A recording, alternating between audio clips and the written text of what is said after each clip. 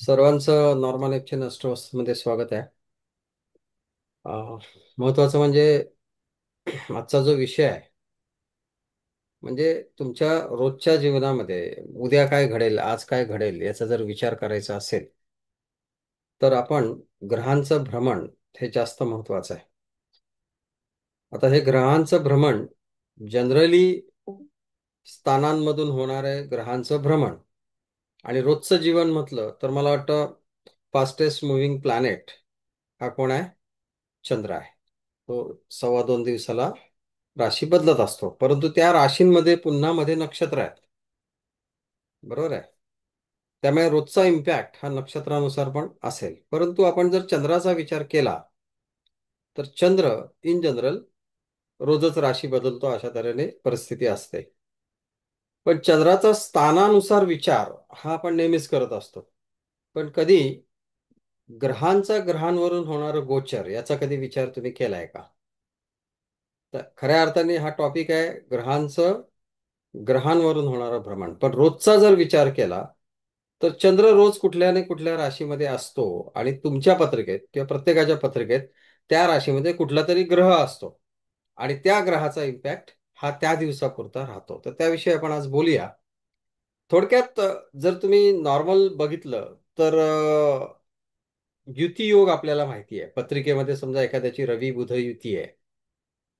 पण ज्यावेळी एखादा ग्रह एखाद्या ग्रहावरून भ्रमण करतो, म्हणजे उदाहरणार्थ आपण इथे जरा बघूया, एक माहितीसाठी म्हणून मी तुम्हाला दाखवतोय.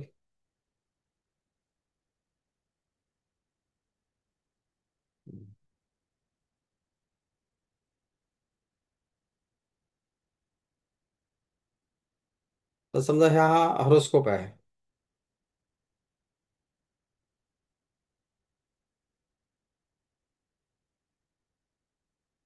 आता ह्याच्यामध्ये आपण असा विचार केला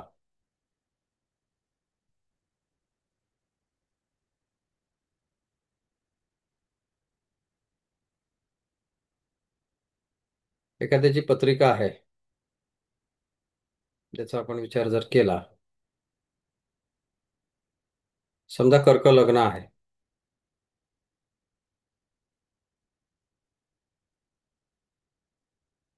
थोडस माझं पेन व्यवस्थित चालत नाहीये.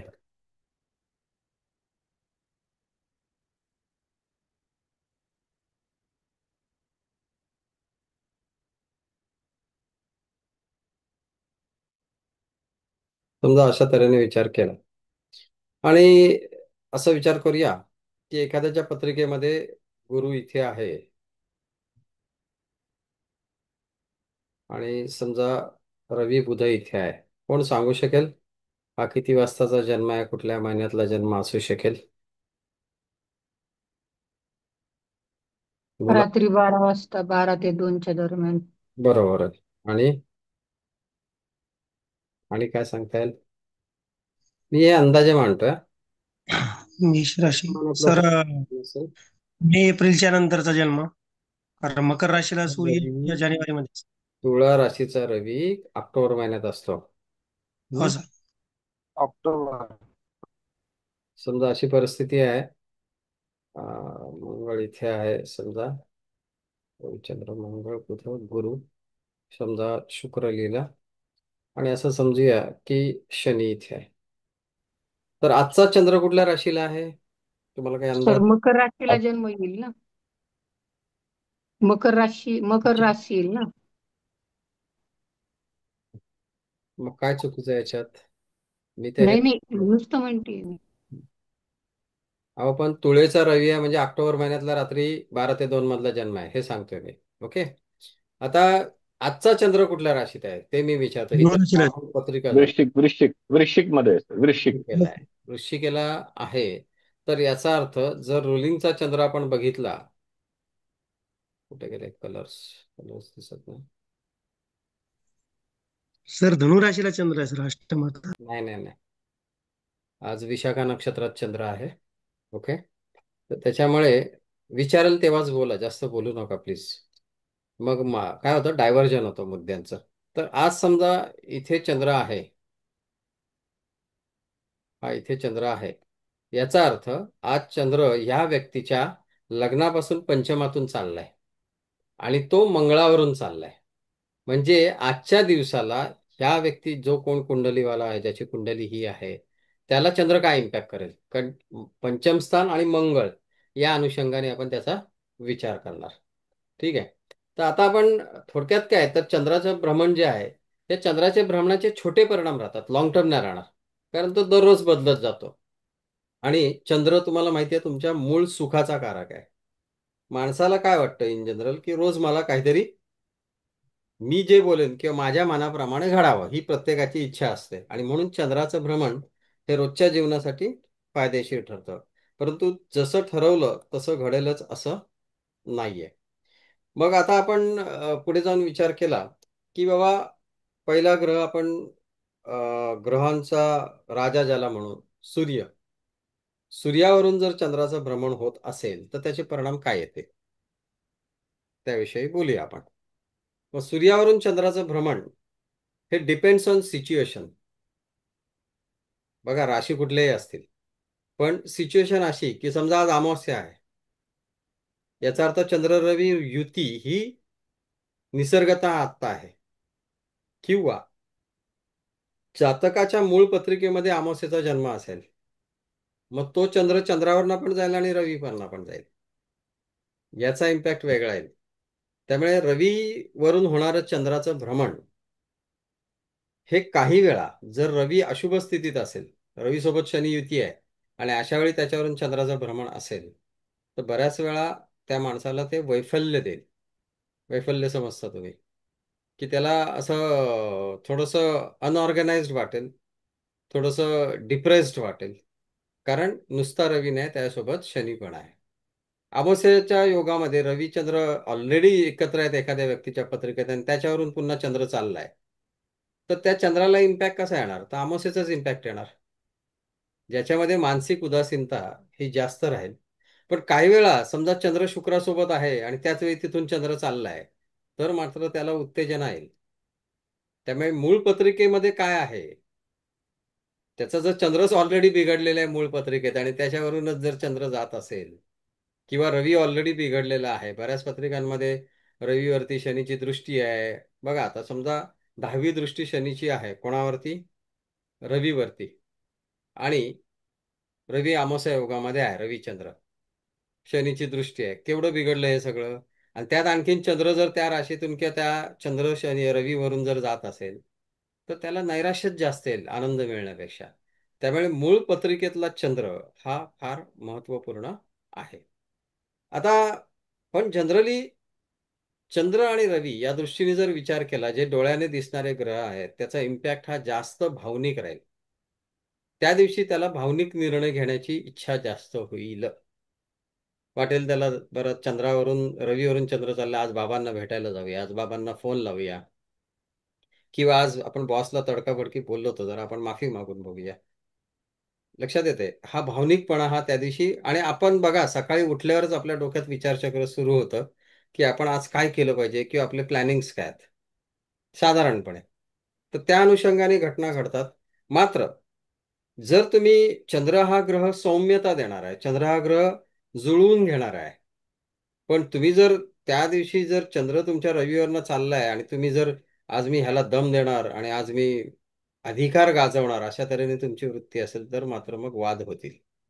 ओके. त्यामुळे रवीवरून चंद्राचं भ्रमण हे सिच्युएशनल आहे. पण ज्याचा ऑलरेडी रवी बिघडलेला आहे, ऑलरेडी रवी बिघडलेला आहे, त्याला मात्र चंद्राचं भ्रमण जे रवीवरून आहे ते मात्र त्रासदायक ठरतं. याचे अनुभव तुम्ही घ्या.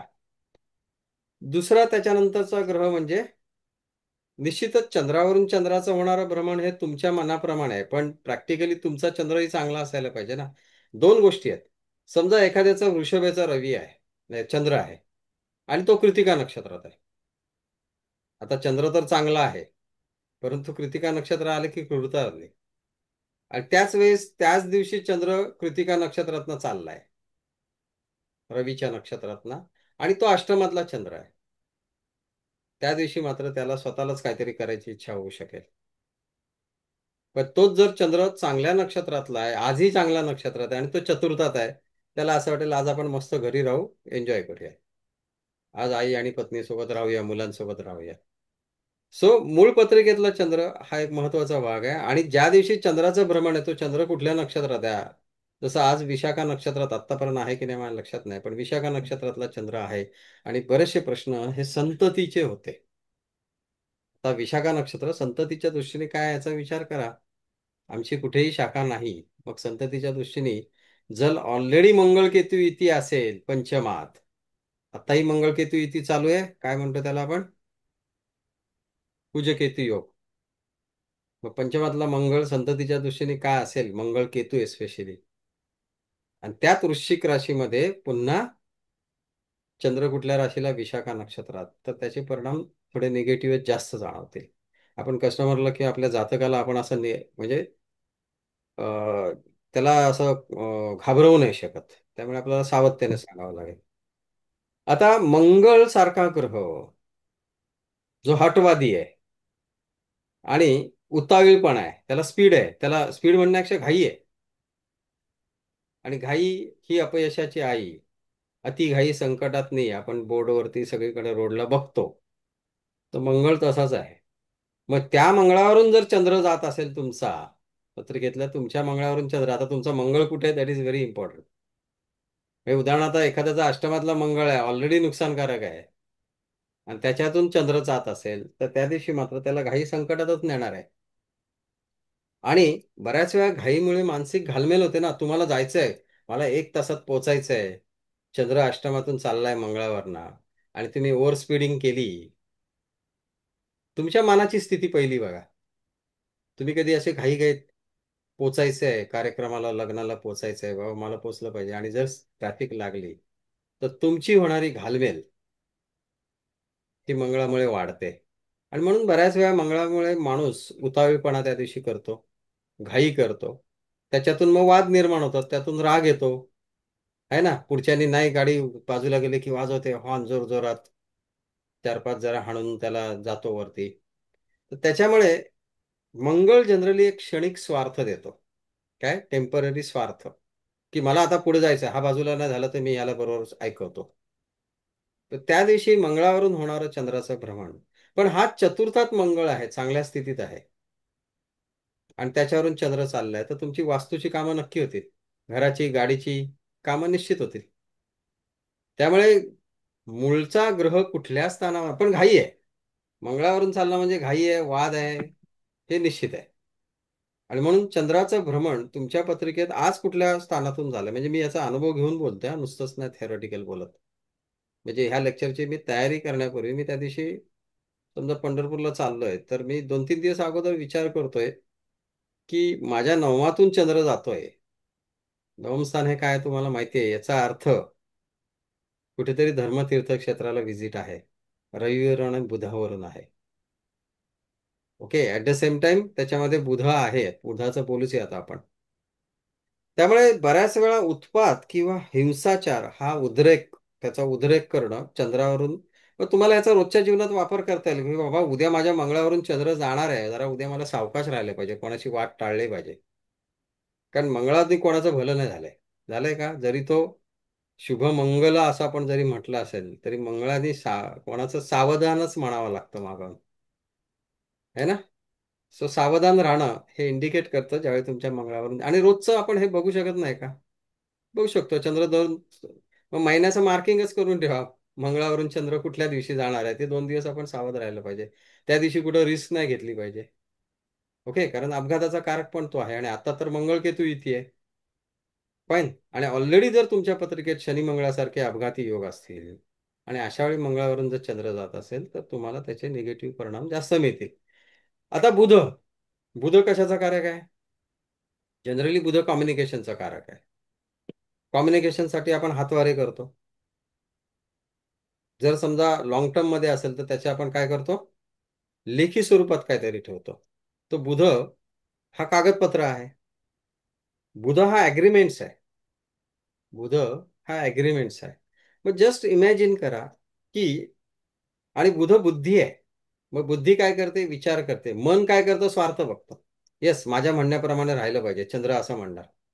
परंतु बुध काय म्हणणार, प्रॅक्टिकल सिच्युएशन बघणार. मग त्या दिवशीचा विचार, चंद्र बुधाचा जो विचार राहील, एक एक प्रकारे बुध आणि चंद्राची युती झाली असा प्रकार त्याचा होईल. तर हा विचार सकारात्मक असेल, काहीतरी नवीन प्रस्ताव किंवा प्रकल्प तयार करण्याकडे असेल चंद्रबुधामध्ये. आता दोन्ही छोटे ग्रह आहेत, बुध रवीच्या जवळ आहे, चंद्र पृथ्वीच्या जवळ आहे, आणि दोन्हीच्या मध्ये ते आहेत. तर त्याच्यामुळे रोजच्या जीवनामध्ये काहीतरी आपण आज बुद्धीचा वापर करून, विचार जास्त बुद्धीचा असेल, अरे असं केलं तर असं नाही ना होणार, असं केलं तर फायदा होईल का. सो बौद्धिक कृती ही त्या दिवशी तुमची जास्त असेल, आणि त्याच्यामध्ये तुम्ही व्यावहारिक दृष्ट्या नफा तोटा काय आहे का याचा विचार तुम्ही जास्त करणार. आणि म्हणून बुधावरून ज्यावेळी चंद्राचं भ्रमण असेल, जिथे मन आणि बुद्धी याचं कॉम्बिनेशन तुम्हाला सापडेल. बऱ्याच वेळा आपण काहीतरी नवीन कल्पना, नवे विचार आणि काहीतरी जुळवून घेणं याचा विचार तिथे जास्त असेल. म्हणजे उदाहरणार्थ, बाबांना बरेच दिवस बोलायचं होतं, ते काय माझं हे घर इकडचं मला मला द्या, ते भावाला नको, अशा तऱ्हेने विचार असू शकेल. मग तो त्या दिवशी बुधावरून चंद्र जाताना बरोबर तुम्ही विषय काढणार. किंवा एखाद्याला काहीतरी सांगायचं आहे, ते विचार त्या दिवशी तुमच्या मनात येतील. पण ते विचार कसे असतील, फार विचार करून असतील, बुद्धीने असतील, कॅल्क्युलेटिव्ह असतील, व्यावहारिक असतील. सो बुधावरून चंद्राचं भ्रमण हे तसं बघायला गेलं तर खूप चांगलं ठरेल. पण बुधाचा सोबत शनीची युती आहे, बुधावर शनीची दृष्टी आहे, बुध राहू युती आहे. मग मात्र नाही ना, ह्याने काय केलं, मी खोट्या सह्या मारेन, मी काहीतरी पेपर लपवून ठेवीन, काहीतरी गायब करून ठेवीन, चोरीची बुद्धी येते मग तेव्हा. बुध समजा 12 असताना बुधराव युती युती आहे, आणि त्याच्यावरून चंद्र चाललाय, तर त्या दिवशी तुम्ही काहीतरी लपवण्याचा म्हणण्यापेक्षा तुम्ही काहीतरी गफला करण्याची शक्यता जास्त वाढते. So it is situational. चंद्र हा सिच्युएशनल आहे, चांगले विचार आणेल बुधवरून, पण बुध मूळ कुंडलीत बाधित नको. ओके, चोरीचा विचार डोक्यात येऊ शकेल. ओके, त्यामुळे बुधावरून चंद्राचं भ्रमण म्हणजे कुठल्याही ग्रहाचं ओरिजिनल पत्रिकेत सिच्युएशन बघा. जर तो ग्रह बिघडलेला असेल तर मात्र निगेटिव्ह फळं ही जास्त मिळणार, किंवा तुमची मानसिकता ही जास्त निगेटिव्ह असेल. बुधानंतर गुरुचा सारखा ग्रह आहे. आता गुरुवरून, गुरु हा सकारात्मक ग्रह आहे, वाढीचा कारक आहे, वाढ आहे. मग तुमच्या आयुष्यातली बघा, ज्यावेळी तुमचं वजन वाढतं त्यावेळी ते चरबी वाढत असते practically. Natural growth is different, पण तो गुरु चरबी स्वरूपात असतो. आयुष्यातली वाढ काय, शारीरिक वाढ, देन त्याच्यानंतर तुमची शैक्षणिक वाढ, त्याच्यानंतर तुमची करिअरच्या दृष्टीने वाढ आहे. करिअर झालं की मग धनाकडे जास्त असतो, धन झालं की धन झालं की विवाह झालं की विवाह झालं की ग्रोथ.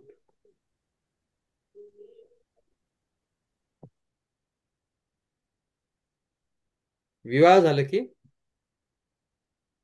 संतती, म्हणजे तुमची वांशिक वाढ किंवा तुमची पिढीची वाढ आली. हा जो प्रकार आहे, म्हणजे गुरु त्या दिवशी गुरुवरून चंद्र चालला म्हणजे आज काहीतरी आपल्याला ग्रोथ रिलेटेड प्रकार करायचा आहे, काहीतरी ग्रोथ झाली पाहिजे, या दृष्टीने तुमची सकारात्मक पावलं उचलतील. मग याच्यामध्ये आणखीन एक आहे, गुरु धार्मिक आहे, मग त्या दिवशी तुम्हाला काहीतरी धार्मिक कृत्य करायची इच्छा होणार. आता तुम्ही समजा दर गुरुवारी मंदिरात जातच असाल, किंवा तुम्ही प्रत्येक दिवशी जातही असाल, पण त्या दिवशी गुरु आला तर तुम्ही 100% निदान कुठल्या देवस्थानाला भेट देणार, किंवा घरात मंत्रजाप वाढवणार, किंवा असं काही नाही की फक्त देवधर्म देवच केलं, पण धर्म, धर्म म्हणजे काय, तर कोणाला काहीतरी मदत करणं, कोणाला तरी दान करणं, कोणाच्या बाबतीत पॉझिटिव्ह विचार करणं, हे निश्चित त्या दिवशी घडणार. विशेष म्हणजे सत्संग, आणि त्या दिवशी जास्तीत जास्त धनप्राप्तीचे विचार तुमच्या डोक्यात येऊ शकतात. आता ह्याच्या बाबतीत पण कसा विचार करायचा हे मी तुम्हाला सांगतोय. परंतु समाजाचा विचार हा गुरुवरून चंद्र जाताना जास्त होतो. औदार्य असतं त्या दिवशी, तुम्हाला असं वाटतं काहीतरी आपण थोडंसं सत्कार्य करूया, व्रतवैकल्प करूया. आणि विशेषतः गुरु ज्यावेळी गुरुवरून चंद्र जातो त्यावेळी एखाद्या सिच्युएशन मधून आपण बाहेर पडूया, कसा मार्ग काढूया, त्या दिवशी मार्ग काढण्याकडे विशेष कल असतो. आता पुन्हा एक बघा, तुमच्या मूळ पत्रिकेतला जो ग्रह आहे, उदाहरणार्थ गुरु, तो कुठल्या चरणात आहे, आणि ज्या दिवशी चंद्र चाललाय तो चंद्र पण कुठल्या चरणात आहे. उदाहरणार्थ, समजा गुरु प्रथम चरणात आहे, आणि चंद्र देखील त्या दिवशी प्रथम चरणात आहे. काय झालं? प्रथम चरण हे माणसाला जनरली धर्म करायला लावतं. बरोबर ना? 1, 5, 9 पैकी आहे. धर्म आहे, पण कष्ट आहेत. तर त्यामुळे त्या दिवशी काहीतरी कष्टाने, स्वकष्टाने करण्याची आणि पॉझिटिव्ह माइंडसेट असेल. पण तेच द्वितीय चरण असेल तर जास्तीत जास्त कल हा व्यावहारिक असेल, धनार्जनाकडे असेल. तृतीय चरण असेल तर बौद्धिक असेल. काहीतरी आपण उपदेश करूया, काहीतरी मार्गदर्शन करूया आणि त्यातून आपला फायदा कसा करून घेता येईल हा विचार असेल, कारण धन हा आलाच. आणि चतुर्थ म्हणजे प्रथम चरणात कष्ट आले, पण चतुर्थ चरणात तर अगदी मोक्षाचाच विचार आहे. मग मात्र तिथे कुठल्या तरी मंदिरात जाऊया, दान धर्म करूया, हा विचार जास्त राहील. त्यामुळे त्या दिवशीचा चंद्र आणि तुमच्या पत्रिकेतला तो ग्रह कुठल्या चरणात आहे आणि कुठल्या स्थानात आहे. उदाहरणार्थ द्वितीय स्थानामध्ये द्वितीय चरणातला गुरु आहे, कुठल्याही राशीचा आहे. याचा अर्थ धनस्थानामध्ये धनाकडे वळणारा तो गुरु आहे आणि त्याच्यावरून तुमचा चंद्र जर द्वितीय चरणातच असेल तर त्या दिवशी 100% तुम्ही कुठल्या तरी धनाचा मार्गाचाच विचार करणार किंवा धनाचेच व्यवहार त्या दिवशी करणार. त्यामुळे हे पण चंद्र समजा चतुर्थ चरणात आहे आणि गुरु द्वितीय चरणात आहे, मग तिथे धनाचं दान करण्याची इच्छा निर्माण होईल. भलेही कमी प्रमाणात असेल, कारण चंद्र स्वतः सांगतोय चतुर्थ चरणातून चाललाय, मला दान धर्म केला पाहिजे त्या दिवशीचा. आणि एकीकडे गुरु सांगतोय मी धनाचा कारक आहे, त्यामुळे दान धर्म कशाचा असेल? धनाचा असेल. सो अशा तऱ्हेने हा विचार केला जातो. आता गुरु नंतर शुक्रासारखा ग्रह आला तर शुक्र काय तुम्हाला माहिती आहे?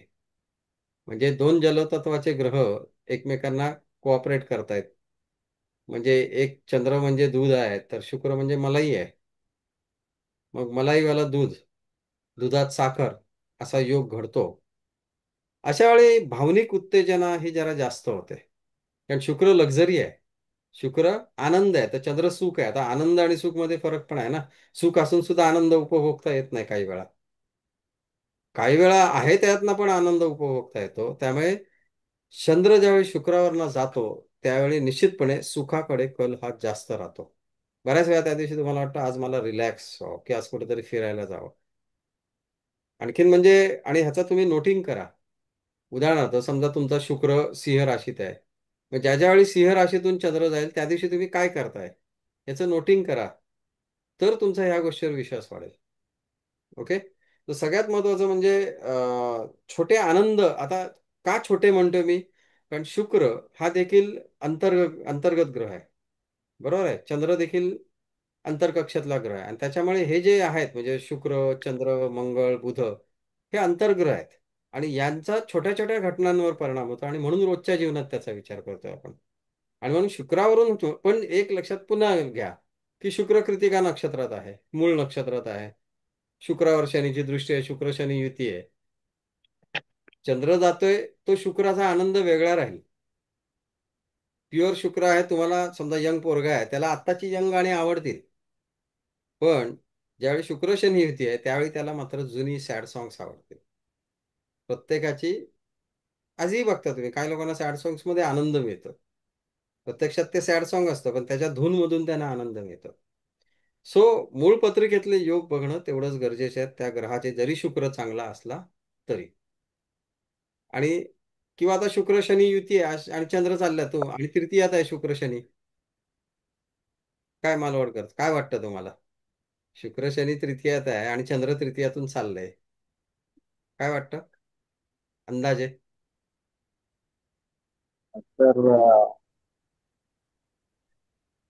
कम्युनिकेशनच्या बाबतीमध्ये आणि म्हणजे महत्वाचं म्हणजे लहान बहिणीला भेटायला वाटेल, कारण शुक्र शनी युती ही थोडी आणि तृतीय स्थान हे छोट्या बहिणीकडे आकर्षित करेल त्या दिवशी. मग चला आज जाऊन छोट्या बहिणीला भेटून या की निदान कॉल तरी करूया. तृतीय स्थान हे प्रवासाचं पण आहे, त्याच्यामुळे त्या दिवशी तुम्हाला प्रवास करायचा वाटेल, दीर्घ प्रवास करायचा वाटेल, कारण शनी आला लॉंग टर्म, जास्त दूरचा प्रवास करायचा वाटेल. त्यामुळे हा विचार तुमच्या मनात येणं हे निश्चित आहे त्या दिवशी. त्यामुळे शुक्रावरून चंद्राचं भ्रमण हे तुम्हाला आनंद देईल. तुम्ही कलाकार असाल तर तुमच्या कलेची ओढ असेल त्या दिवशी, तुम्हाला स्पेशल काहीतरी ड्रॉइंग करायचं वाटेल किंवा एखादी मॅच खेळायला जायचं वाटेल, पण लक्झरीचा विचार, आनंदाचा विचार हा आल्याशिवाय राहणार नाही. कमी अधिक प्रमाणात राहील प्रत्येकाचं त्यांच्या मूळ पत्रिकेतल्या ग्रहयोगाप्रमाणे. ओके. आता शुक्राचे अनेक आहे. शुक्र लैंगिकतेला पण कारक ठरेल. शुक्र पत्नीकडे ओढ देईल. शुक्र आणखीन काय काय वेगवेगळ्या गोष्टी देईल. काय ज्यांचा चंद्र शुक्र शनी असेल त्या दिवशी त्यांना खास बसायचं वाटेल. बरोबर आहे. त्याच्यामुळे आणि पुन्हा तो कुठल्या स्थानात आहे, 12व्या स्थानात आहे, पंचमात आहे, अष्टमात आहे, हे देखील तितकंच महत्वाचं आहे.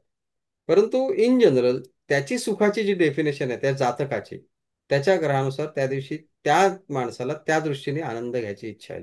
त्यामुळे शुक्रावरून चंद्राचं भ्रमण हे बऱ्याच वेळा मोहक ठरतं, बऱ्याच वेळा खूप चांगलं ठरतं.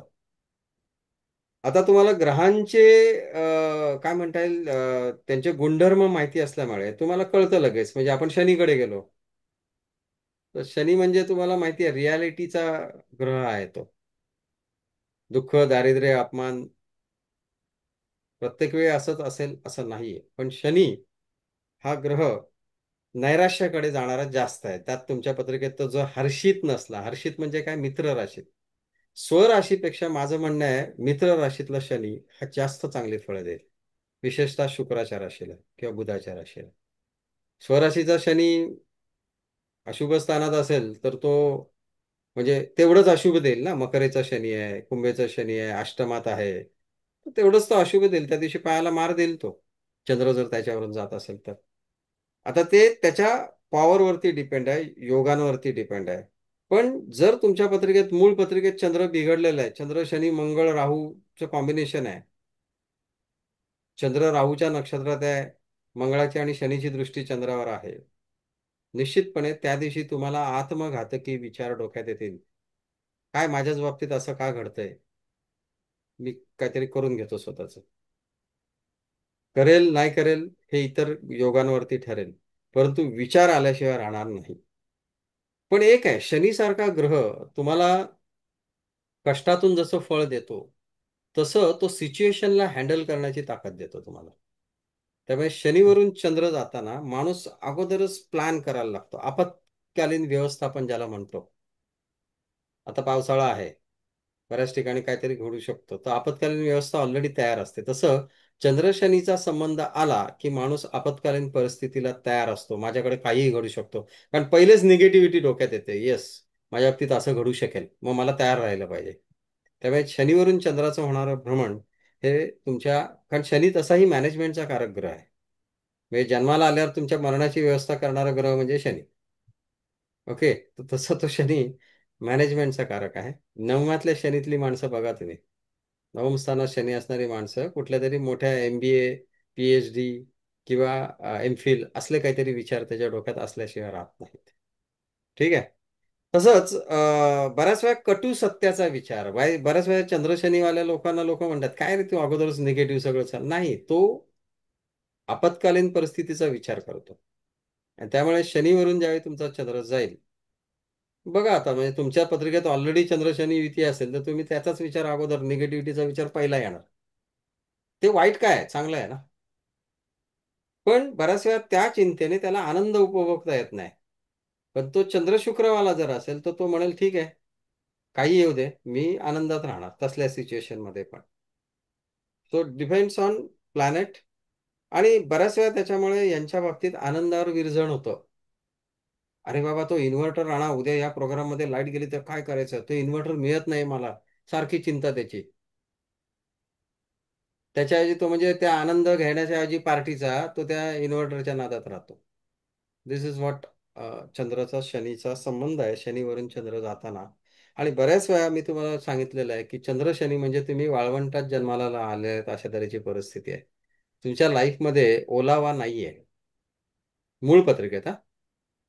मग आता ह्या शनीवरून चंद्र जर गेला तर त्या दिवशी तुमचे नातेवाईक, आप्तेष्ट, हे तुम्हाला कसं खड्ड्यात घालायचं, तुमचे तंगड्या कशा ओढायचं ह्याचा विचार जास्त करणार. आणि म्हणून त्या दिवशी ज्यावेळी शनीवरून चंद्र जाईल त्या दिवशी नातेवाईकांना भेटू नका.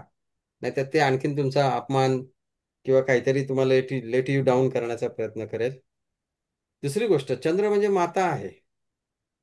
मग मातेच्या दृष्टीने काहीतरी अशुभ घटना ही त्या दिवशी घडू शकेल. अर्थात दर महिन्याला घडते असं नाही, परंतु इतर योग बघून.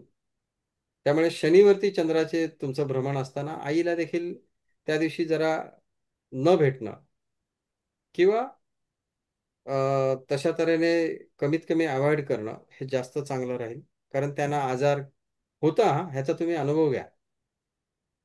तुमच्या आईच्या दृष्टीने, मातेच्या दृष्टीने याचा विचार करा. शनीवरून चंद्राचं भ्रमण होताना पत्रिकेतल्या ऍट द सेम टाइम अपमानदायक प्रसंग हे त्या दिवशी येऊ शकतील. आणि म्हणून शनीवरून चंद्र जाताना उगाच इगो कुठं दाखवू नका. त्या दिवशी आपण दास्य भाव मनात ठेवलेला बरा, थोडीशी मान खालीच ठेवलेली बरी. म्हणजे रोजच्या जीवनामध्ये तुमचं लाईफ तुम्हाला मॅनेज करता येईल, की आज आपण कसं वागलं पाहिजे, आज आपल्या कशा तऱ्हेने अनुभव येईल. त्यानंतर येतो राहू सारखा ग्रह. आता राहू फसवा आहे. राहू हा भयकारक आहे, एक विचित्र प्रकारची भीती उत्पन्न करतो. म्हणजे बघा, तुम्ही ग्रुपमध्ये आहात, यू डोंट हॅव प्रॉब्लेम.